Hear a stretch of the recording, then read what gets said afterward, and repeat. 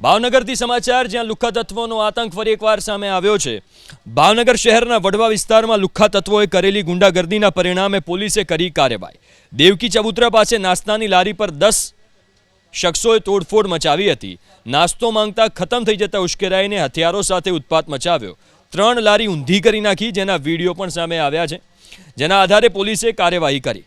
નીલમબાગ પોલીસે મુખ્ય આરોપી સાહિલ મીરા, નદીમ તરિયાણી, ફૈઝાન મલિક, એજાઝ ચાવડા, ઈપુ, સંજય ઉર્ફે કાળુ, અકીલ, નદીમા સોરઠિયા, શહેજાદ અને સમીર નામના વ્યક્તિ સામે ફરિયાદ નોંધીને કાર્યવાહી કરી છે।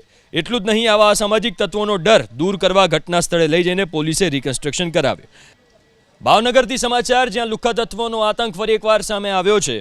ભાવનગર શહેરના વડવા વિસ્તારમાં લુખ્ખા તત્વોએ કરેલી ગુંડાગર્દીના પરિણામે પોલીસે કરી કાર્યવાહી। દેવકી ચબુતરા પાસે નાસ્તાની લારી પર 10 શખ્સોએ તોડફોડ મચાવી હતી। નાસ્તો માંગતા ખતમ થઈ જતા ઉશ્કેરાઈને હથિયારો સાથે ઉત્પાત મચાવ્યો।